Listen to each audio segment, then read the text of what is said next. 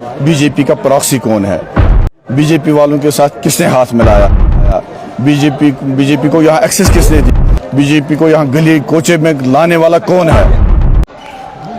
जो stock in देख रहे हैं आप और मैं हूँ आपका मेज़बान उमर मलिक। इस समय हमारे साथ जुड़ चुके हैं अवामी इत्तेहाद पार्टी के जो शोपियान से जो इलेक्शन लड़ने वाले असेंबली इलेक्शन लड़ने वाले हैं राजा वहीद साहब। इनसे जानने की कोशिश करेंगे। हालांकि सबसे पहले आपसे जानने की कोशिश करेंगे, कल जब मोहम्मद मुफ्ती की जानिब से एक स्टेटमेंट सामने आया था कि आप प्रॉक्सी जमात हैं, कैंडिडेट हैं इनके, हालांकि ये भी कहा जा रहा है कि इनकी जो रैली के पैसे हैं या जो ये खर्च करते हैं वो सेंटर से आते हैं बीजेपी की तरफ से, यानी कि इशारा वही उसी तरफ है।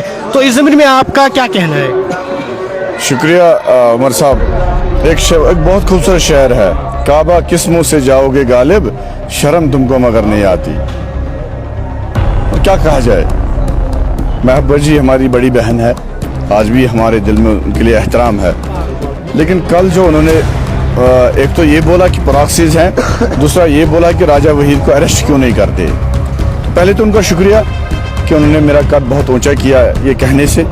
दूसरा ये है कि देखिए, सारा जम्मू कश्मीर जानता है बीजेपी का प्रॉक्सी कौन है, बीजेपी वालों के साथ किसने हाथ मिलाया, बीजेपी को यहाँ एक्सेस किसने दी, बीजेपी को यहाँ गली कोचे में लाने वाला कौन है। तो उसमें हमें एक्सप्लेनेशन देने की क्या ज़रूरत है। ये तो मतलब बच्चा बोलता है कि जब पीडीपी और बीजेपी की सरकार थी क्या हुआ उन दिनों, कैसे हमारे बच्चे नाखेज किए गए। शोपियान की इंशा जो है ना, वो क़यामत के रोज़ खड़ी हो जाएगी, महबूबा मुफ्ती से सवाल पूछेगी कि बताइए मेरी आंखें आपने क्यों ले ली। वो बच्चे जिनको पैलेट लगे हैं, वो बच्चे जो नाखेज हुए हैं, और वो जवान जो शहीद हुए हैं उनके दौर में, और मेरे हमसाए वो गनापुरा बलपोरा में 4 नौजवान शहीद हुए हैं। ये सवाल मैं करता हूँ आज पीडीपी की लीडरशिप से, महबूबा मुफ्ती साहिबा से, कि ये आप कहने से पहले कि हम प्रॉक्सी हैं, अपने मुंह में ये अपने गिरेबान में झांकिए और फिर देखिए प्रॉक्सी कौन होता है। आज भी तो आपके वीडियोस जो हैं इतने वायरल हैं, लोग जानते हैं कि और जहाँ तक ये सवाल रहा कि पैसे, ये मेरे जवान जो आगे पीछे हैं जिन पर फाके रहते हैं, खुद गाड़ियाँ लाते हैं, तो मतलब क्या कहा जाए इसी सोच को। इंजीनियर रशीद साहब जेल में है, लेकिन लोग उनका हीरो है वो, क्योंकि लोग कुर्बानियों की कदर करते हैं। जिन लोगों को कुर्बानी का एहसास ही नहीं है, कुर्बानी का पता ही नहीं है, जिन लोगों ने अपनी पार्टी को तबाह बर्बाद कर दिया चंद ये पैसों के लिए, मैंडेट बेच दिए, ये अमीर लोगों को लाके जिनको सियासत का ABC पता नहीं है, वो ये बताएंगे कि ये पैसा कहाँ से आ रहा है, वो ये बताएंगे हमें पैसा कहाँ से आ रहा है। हम लोगों के दरमियान रहने वाले लोग हैं, और हमारा इलेक्शन लोग लड़ रहे हैं। मैं जो इलेक्शन लड़ रहा हूँ, मैंने लोगों के इसरार पर इलेक्शन लड़ा है, नौजवानों के ये इसरार पर इलेक्शन लड़ा है। और पीडीपी के जो मतलब सीनियर साथी थे, पीडीपी का जो कैडर था, उनके कहने पर मैं ये इलेक्शन लड़ रहा हूँ। उनको बताएं आपके साथ शोपियान में कितने लोग हैं ये पीडीपी के साथ चलते थे, मैं पूछना चाहता हूँ उनको। लेकिन वही तो बात है, क्योंकि जो वोट कटेंगे, जो भी वोट कटेंगे वो पीडीपी के कटेंगे। देखिए, उसमें जाहिर सी बात है उनके वोट तो कट जाएंगे। वोट किसका कटता है किसका नहीं कटता है वो अलग बात है, लेकिन उसूल बहुत अहम है। वो उसूल उन पे जब बनाती है ना, तो इंसान सर धड़ की बाजी लगाता है। मैं मैदान में आया हूँ अल्लाह के भरोसे पे, और लोगों ने मुझे मैदान में लाया है। और इंशाल्लाह आप देखेंगे 8 अक्टूबर को जब रिजल्ट निकलेगा, तब इन लोगों को पता चलेगा प्रॉक्सी कौन है, बीजेपी का फैसिलिटेटर कौन है, बीजेपी को यहाँ लाने वाला कौन है। नेशनल कॉन्फ्रेंस का जो अभी वाइस प्रेसिडेंट है उमर अब्दुल्ला साहब, वो वाजपेयी के गोद में बैठा, वो दो मिनिस्ट्री जहाँ चलाई उसने, और पीडीपी ये इत्तेहादी बन गए ये बीजेपी के। ये दूसरे लोगों को बोलेंगे ये आप प्रॉक्सी हो। इंजीनियर रशीद साहब इस कौम की उम्मीद है, जो जेल में बैठा है, 4 साल 5 साल से कुर्बानियाँ दे रहा है। उससे पहले एज MLA उनका किरदार देख लीजिए। इनका एक मुझे दिखाएं कि उनने असेंबली में बात की कश्मीरियों की, उनने कश्मीरियों की तशक्कुस की बात की, शिनाख्त की बात, आइडेंटिटी की बात की।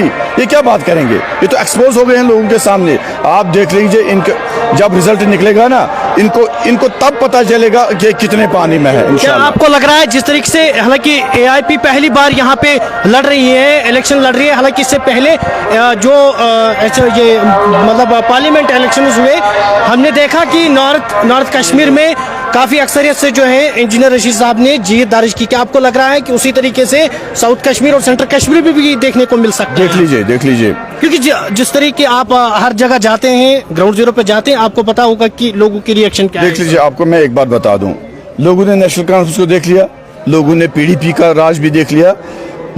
यहाँ पॉलिटिकल वैक्यूम है, इधर कोई लीडर नहीं है।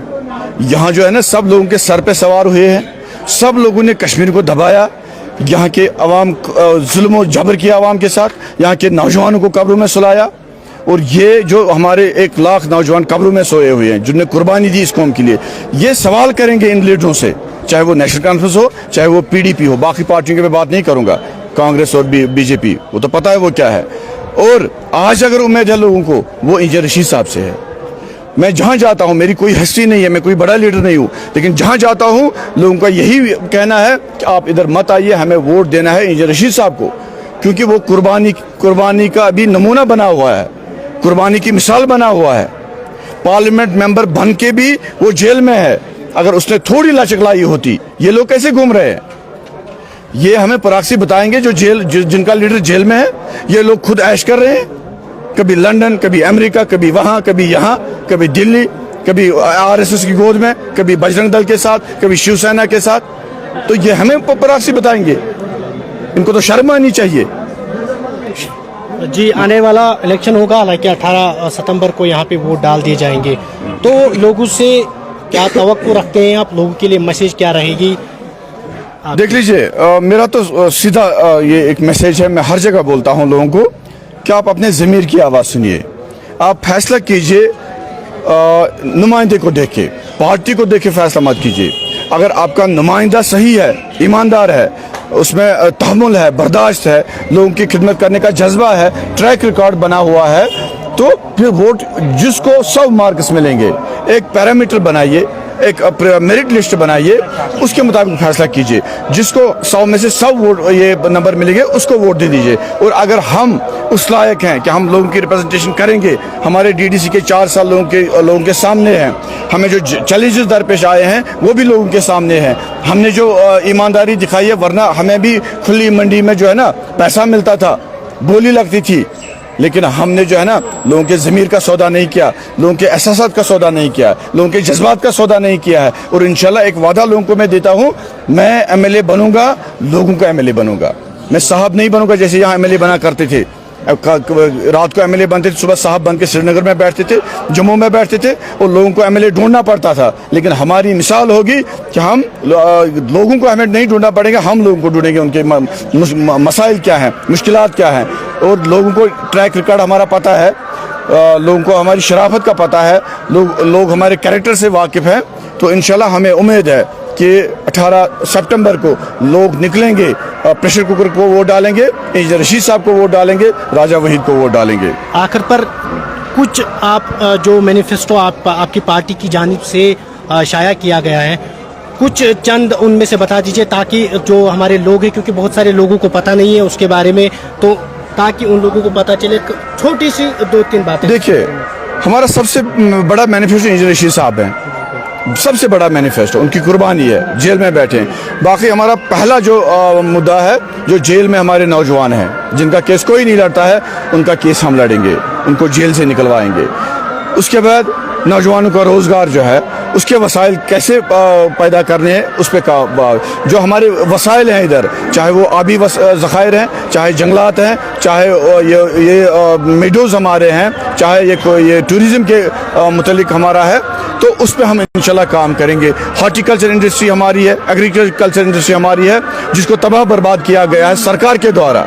मैं बड़ी जिम्मेदारी से कहता हूँ, हमारे किसान को, हमारे बाग वाले को ये पता नहीं होता मैं कौन सी दवाई छिड़क रहा हूँ, मैं कौन सी खाद डाल रहा हूँ, इस बात का भी उसको पता नहीं होता है। इंशाल्लाह ये जो ओवरऑल डेवलपमेंट हमारी है, सस्टेनेबल डेवलपमेंट, एक तो हो गया, मतलब ये जो जंगल कंक्रीटाइजेशन ऑफ द कश्मीर, हम सस्टेनेबल डेवलपमेंट करेंगे। हम ये नौजवानों के लिए एक यूथ पॉलिसी बनाएंगे। अभी तक यहाँ यूथ पॉलिसी नहीं है, यूथ बोर्ड नहीं है, यूथ कमीशन नहीं है। اور یہاں پہ انصاف کا دور دور تک نام نہیں ہے. ہمارے بچے UAPA میں بند ہے, کوئی سنوائی نہیں ہے. تو یہ سارے معاملات جو ہے نا اوورآل ہماری سوسائٹی ہیلدی کیسے آگے بڑھے, اور ہمارا کلچر جو دن بہ دن ختم ہو رہا ہے, ہماری زبان جو دن بہ دن ختم ہو رہی ہے, تو اس پہ ہمیں کام کرنا ہے. ہم انشاءاللہ اپنا پورا خاکہ لوگوں کے سامنے لائیں گے. دیکھو ایک تو ہو گیا کہ کتابی باتیں, دوسرا ہو گیا ہم پریکٹیکلی کیا کریں گے, میں وہ باتیں بتا رہا ہوں. تو انشاءاللہ باقی جو یہ ریسٹوریشن آف دا اسٹیٹ ہے, ریسٹوریشن 370 ہے, اس پہ ہم جدوجہد کریں گے. لوگوں کو لے کے ڈیموکریٹ کے لیے ہم لڑیں گے. جو ہم سے چھینا گیا ہے وہ کیسے واپس لانا ہے, اس پہ کام کریں گے انشاءاللہ. چلو شکریہ. یہ تھے راجہ وحید جو کہ اپنی عوامی اتحاد پارٹی کے کینڈیڈیٹ ہیں. حالانکہ ضلع شوپیان سے یہ جو ہے اسمبلی الیکشنز لڑنے والے ہیں. تو اب اس زمین میں دیکھنے والی بات ہوگی کہ 18 ستمبر کو جب لوگ ووٹ ڈالنے آئیں گے تو اس سمے وہ کس کے سر جو ہے صحرا باندھ لیں گے. آپ بنے رہے ہمارے ساتھ. مجھے اجازت ہے. خدا حافظ.